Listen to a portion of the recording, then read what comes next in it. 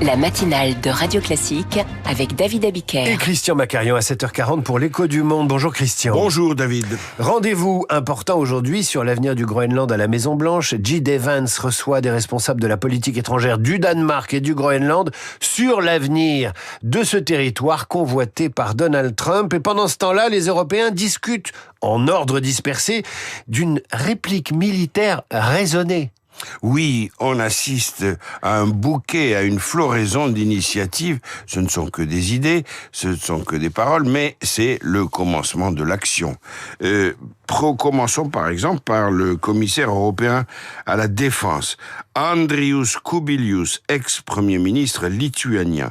Il a évoqué la création, carrément, d'une force militaire permanente de 100 000 hommes comme une option possible pour mieux protéger le continent. L'idée est simple, c'est de séduire l'administration Trump en lui montrant que les Européens font un effort supplémentaire, ce qui ne peut pas contrarier Trump puisque c'est exactement ce qu'il demande, mais d'affecter une partie de ces forces à l'océan, à la zone arctique, Groenland plus pôle Nord, de manière à recouvrir une dimension stratégique, là encore, pour plaire à la Maison-Blanche, pour l'amadouer. En clair, les Européens signifient aux États-Unis, surtout n'envahissez pas le Groenland, nous allons le défendre à votre place. Nous allons C'est nous le en message charger. subliminal. Voilà, dans le cadre de l'OTAN, puisque nous avons été des alliés extrêmement fidèles lorsque en 2001-2003 il s'est agi d'aller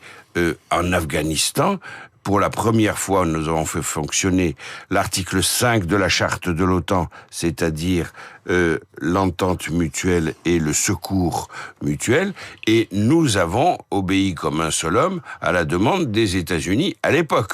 Donc aujourd'hui, nous vous proposons d'intervenir au Groenland sous des formes diverses à discuter, modalités à convenir ensemble, mais nous vous proposons de mettre tout cela sous le drapeau de l'OTAN, de manière à ce que ce soit irréfutablement les États-Unis qui continuent à contrôler la situation. Alors vous ne pourrez pas refuser. L'idée est assez astucieuse, mais vous dites que les Européens sont en ordre dispersé. Tout le monde n'a pas la même idée de la défense européenne. Vous avez tout à fait raison, David. Le Royaume-Uni et l'Allemagne envisagent de renforcer, eux, la présence militaire de l'OTAN dans l'Arctique, en particulier au Groenland.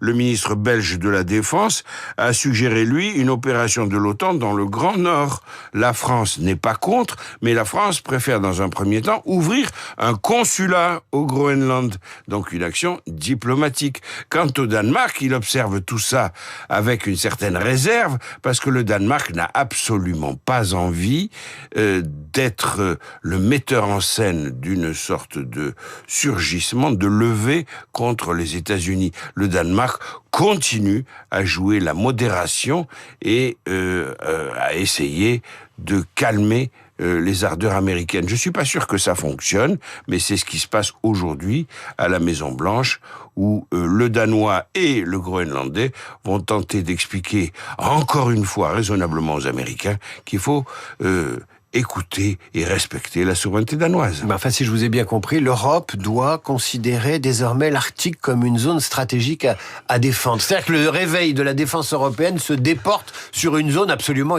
inattendue. Oui, tout à fait. Et on propose, et là, c'est la floraison d'idées dont je viens de parler, on propose d'agir dans cette zone-là parce que l'Europe l'a négligé, parce que l'OTAN aussi a négligé l'Arctique. Christian Macarian pour l'Écho du Monde. Notez, Christian, qu'à 8h15, je reçois une de vos bonnes connaissances. On parlera de l'Iran avec l'un des meilleurs spécialistes du monde arabo-musulman. Gilles Kepel sera au micro de Radio Classique.